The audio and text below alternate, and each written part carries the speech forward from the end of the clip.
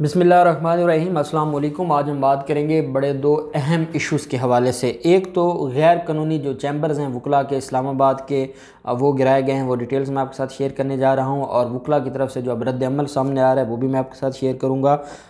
और आखिर में हम बात करेंगे additional attorney general of Pakistan जो कि सिंध हाई कोर्ट में वफाक को रिप्रेजेंट करते हैं, उनके साथ मुराद अली शाह का जो बिहेवियर है और मुराद अली शाह जिस तरीके से उनको अताब का शिकार किया हुआ है और उन पर वो कहते हैं कि मेरी जान को ख़तरा है, मामला क्या है और मुराद अली शाह को क्या तकलीफ़ है, जरदारी माफिया क्यों तंग है, उस additional attorney general of Pakistan से वो डिटेल्स भी आखिर में मैं आपके साथ शेयर करूँगा। आप जानते हैं कि इस्लामाबाद हाई कोर्ट में एक जो है वो हंगामा होता है और हंगामा होने के बाद चीफ़ जस्टिस जो अत्तर मिनल्ला साहब हैं उनके चैम्बर पर भी हमला किया जाता है और तोड़ फोड़ की जाती है। उसके बाद फिर वकला बड़ी तादाद में गिरफ़्तार भी होते हैं, 780 के मुकदमात भी दर्ज होते हैं और जो उनके लाइसेंस मुअत्तल करने की कार्रवाइयाँ हैं वो भी अदालतें शुरू कर देती हैं और 2 बेंच बन जाते हैं ऑनरेबल इस्लामाबाद हाई कोर्ट के। और उसके बावजूद बड़ी माफ़ी तलाफ़ी की गई, बड़े अदालत के सामने जाकर हाथ जोड़े गए, उसके बावजूद जो चीफ़ जस्टिस अत्तर मिनल्ला साहब हैं वो बात मानने को तैयार नहीं हैं और वो कहते हैं कि नहीं, जिन्होंने ज़्यादती की है, जो इस प्रोफेशन को बदनाम करना चाहते हैं या जो इस प्रोफेशन की जड़ों में बैठना चाहते हैं, उनके ख़िलाफ़ अब कार्रवाई होगी और उनको माफ़ी नहीं दी जाएगी और वो मामला अभी तक पेंडिंग है। आप साथ ये भी जानते हैं कि जब चैम्बर्स गिराने का हुक्म जारी किया था चीफ़ जस्टिस अत्तर मिनल्ला साहब ने, तो उस फैसले के ख़िलाफ़ इस्लामाबाद बार कौंसिल गई थी सुप्रीम कोर्ट ऑफ पाकिस्तान में और हामिद ख़ान साहब रिप्रेजेंट कर रहे थे इस्लामाबाद बार कौंसिल को। वहाँ मामला, यहाँ पर जो इस्लामाबाद हाई कोर्ट में वकला के हवाले से कार्रवाइयाँ हैं या जो क्रिमिनल मैटर्स हैं वकला के ख़िलाफ़ वो डील कर रहे हैं जो लतीफ़ खोसा साहब हैं वो डील कर रहे हैं, जबकि जो कॉन्स्टिट्यूशनल पिटीशंस हैं वो डील कर रहे हैं हामिद ख़ान साहब, क्योंकि ये दोनों वकला जो रहनुमा हैं और इनके बार के ये नुमाइंदे हैं और इलेक्शंस लड़ते हैं, इनके ग्रुप्स हैं। इस वजह से भी ये सारे मामलात को जो है वो सिर्फ़ और सिर्फ अपनी सियासत की बुनियाद पर भी देख रहे हैं और अपने जो पॉलिटिकल इनका कैरियर है उसको सिक्योर करना चाहते हैं। खैर, जब मामला चीफ़ जस्टिस गुलजार साहब के पास गया था तो गुलजार साहब ने इनकी बात को नहीं माना था और उन्होंने फरमाया था कि 2 माह के अंदर 2 माह का टाइम दे दिया था कि आप इन चैम्बर्स को ख़ुद गिरा दें और आप वहाँ से खाली कर दें, तो आपके ख़िलाफ़ CDA कार्रवाई नहीं करेगा और किसी को कार्रवाई करने की ज़रूरत नहीं पड़ेगी। लेकिन अगर आप नहीं गिराएंगे तो फिर कार्रवाई करना हमारी मजबूरी बन जाएगी और उसके ख़िलाफ़ रिव्यू पिटीशन भी फ़ाइल की गई, क्योंकि चीफ़ जस्टिस गुलजार साहब ने इनकी दरख्वास्त खारिज कर दी थी। फिर रिव्यू पिटीशन फ़ाइल होती है, वो भी पेंडिंग होती है और टाइम गुजर जाता है और टाइम CDA के पास, क्योंकि CDA ने जवाब जमा करवाना था इस्लामाबाद हाई कोर्ट को,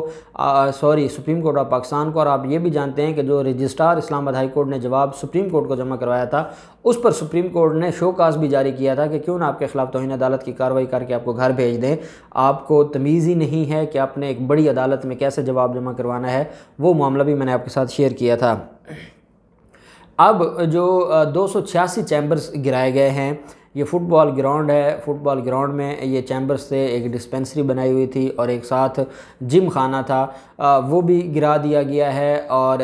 कल दिन में कुछ 30 के करीब चैम्बर्स गिराए गए थे और रात में बकिया चैम्बर्स 200 के करीब गिराए गए हैं। और 2 दिन पहले CDA की तरफ से फ़ाइनल नोटिस लगाया गया था और कहा गया था कि हम इन चैम्बर्स को गिराने जा रहे हैं, आप अपना सामान वगैरह वहाँ से उठा सकते हैं। और अब ये चैम्बर्स गिराए गए हैं, जबकि इस्लामाबाद बार काउंसिल का और Islamabad high court bar association का और डिस्ट्रिक्ट बार एसोसिएशन इस्लामाबाद का ये कहना है कि वकला के साथ जो है वो इंतकामी कार्रवाइयाँ हो रही हैं और वकला को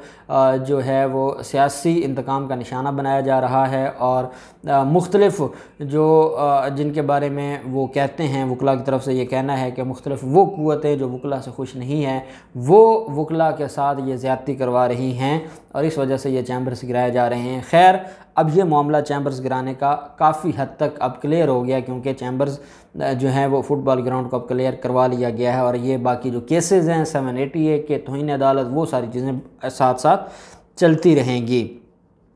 दूसरी तरफ हम देखते हैं कि additional attorney general of Pakistan Wahab Baloch साहब, ये नुमाइंदे हैं वफाक के और ये वफाक को रिप्रेजेंट करते हैं सिंध हाई कोर्ट में। سندھ ہائی کورٹ میں آپ جانتے ہیں کہ سندھ کے اندر، سندھ کیا جو صوبہ ہے وہاں پر وفاق کا نمائندہ ہونا ایک جرم سمجھا جاتا ہے، اور سندھ حکومت وفاق کو یہ سمجھتی ہے، ایسے ٹریٹ کرتی ہے جیسے جو سندھ ہے وہ کوئی بھارت کا حصہ ہے اور پاکستان الگ ہے۔ اس طریقے سے وہ وفاق کو ڈیل کرتے ہیں، نہ وہ وفاق کے لیے ٹیکس اکٹھا کرنا چاہتے ہیں، نہ وہ وفاق کے ساتھ ایک ٹیبل پر بیٹھ کر کام کرنا چاہتے ہیں۔ اور 18ویں ترمیم میں جو انہوں نے آصف زرداری اور نواز شریف نے ملک کو توڑنے کی کوشش کی تھی، وہ اس کا فائدہ اٹھا رہے ہیں، اور وہ ایک صوبہ جو ہے وہ خود مختار بن کر بیٹھا ہے، نہ وہ عوام کو کوئی ریلیف دینے کو تیار ہے، اور نہ ہی عوام کی بات سننے کو تیار ہے، اور نہ ہی وفاق کے ساتھ وہ مل بیٹھنے کے لیے تیار ہے۔ وہاب بلوچ صاحب کا یہ کہنا ہے کہ جو مجھے عطاب کا شکار بنایا گیا ہے مراد علی شاہ کی طرف سے، ایک تو مجھ سے گاڑی چھین لی گئی ہے، دوسرا میرے ساتھ ظلم یہ ہو رہا ہے کہ مجھے اب جان کا خطرہ ہے ان لوگوں سے، مجھے دھمکیاں دی جاتی ہیں، مجھے ڈرایا دھمکایا جاتا ہے، مجھے فون کالز آتی ہیں، مجھے میسیجز آتے ہیں جو دھمکی امیز ہوتے ہیں، اور ساتھ یہ ہے کہ مراد علی شاہ نہیں چاہتے کہ میں وفاق کو ریپریزنٹ کروں صوبے کے خلاف، سندھ کے خلاف، اور سندھ حکومت کے جو کرتوت ہیں وہ میں عدالتوں کو نہ بتاؤں۔ آپ جانتے ہیں کہ ایڈیشنل اٹارنی جنرل، یہی ایڈیشنل اٹارنی جنرل ہیں جو سپریم کورٹ رجسٹری میں بھی پیش ہوتے ہیں، جب چیف جسٹس گلزار صاحب بڑے سخت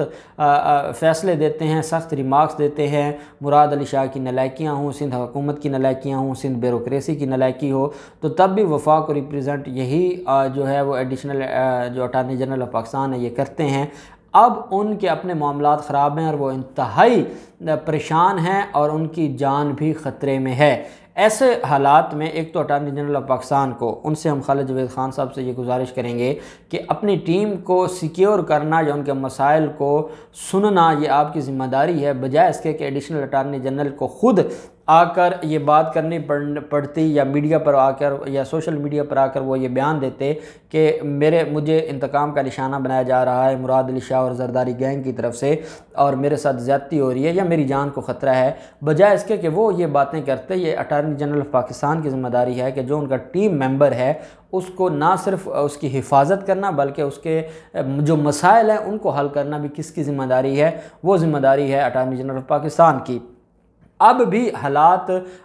جو ہے وہ اتنے خراب نہیں ہوئے، additional attorney general of Pakistan الحمدللہ ابھی بھی ٹھیک ہیں، آپ اس پر ایکشن لے سکتے ہیں اٹارنی جنرل آف پاکستان، اور چیف جسٹس گلزار صاحب کو بھی اس کے اوپر ایکشن لینا چاہیے کہ جب ایک سرکاری وکیل ہی محفوظ نہیں ہوگا تو وہ کیسے ریپریزنٹ کرے گا وفاق کو یا ریاست کو، جب ریاستی وکیل کے بارے میں یہ مسائل پیدا کیے جائیں گے۔ اور پھر ہماری حکومت کی بھی ذمہ داری ہے کہ جو وفاق کا نمائندہ ہے اگر وہ محفوظ نہیں ہے، وہ سیکیور نہیں ہے، تو پھر کون سیکیور ہوگا، کون کا ریاست کو ریپریزنٹ کرے گا؟ پہلے یہی مسئلہ ہے کہ جو لا آفیسرز ہیں جو اسٹیٹ کی بہاف پر عدالتوں میں پیش ہوتے ہیں، ان میں بہت زیادہ کیپیبلٹی کی کمی ہے، ان میں بہت زیادہ ایجوکیشن کی کمی ہے، میرٹ کی کمی ہے، سابقہ ادوار جو حکومتیں گزری ہیں وہ سیاسی بھرتیاں کی گئی ہیں، سارے مسائل۔ لیکن اب اگر ان کو سیکیورٹی نہیں ہے، وہ سیکیور نہیں ہے، وہ اپنے آپ کو محفوظ نہیں سمجھتے، یا وہ اپنا مستقبل یا اپنی اور اپنی فیملی کو محفوظ نہیں سمجھتے، جیسا کہ رانا ثناءاللہ کے انسداد منشیات کیس میں جو ANF کا وکیل تھا اس کے اوپر حملہ کیا تھا اور بعد میں وہ وکیل چھوڑ گیا تھا ANF کی وکالت۔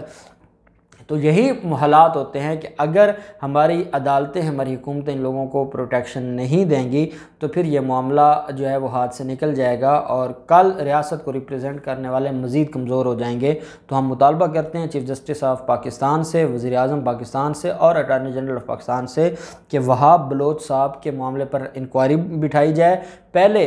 جو سندھ کے جسٹس ہیں انہوں نے یہ کہا کہ مجھے دھمکیاں دی جاتی ہیں، اور سندھ کے وزراء مجھے کہتے ہیں کہ لاڑکانہ میں آپ کو بم سے اڑا دیا جائے گا۔ اس کے اوپر بھی جو آفتاب صاحب ہیں، جسٹس آفتاب صاحب، جنہوں نے کتوں کے حوالے سے MPS کو گھر بھیجنے کی بات کی تھی اور کئی MPS کو معطل کیا تھا اور گستاخی کی تھی کہ فریال تالپور کو معطل کیا تھا، تو انہوں نے بھری عدالت میں ریمارکس دیے، نہ ہمارے چیف جسٹس صاحب نے اس کے اوپر کوئی ایکشن لیا، نہ ہماری حکومتوں نے لیا، نہ اداروں نے لیا۔ تو خدا کے لیے پہلے وہاں پر جسٹس صاحب پریشان ہے، اب ایڈیشنل اٹارنی جنرل پریشان ہے، تو اس کے اوپر ایکشن لے لیں، کہیں یہ نہ ہو کہ دیر ہو جائے۔ دیکھتے ہیں کیا ہوتا ہے، جو بھی ڈیٹیلز ہوں گی ہم آپ کے ساتھ شیئر کرتے رہیں گے۔ اللہ پاک پاکستان کامیاب ناصر ہو۔ بہت شکریہ، اللہ حافظ، پاکستان زندہ باد۔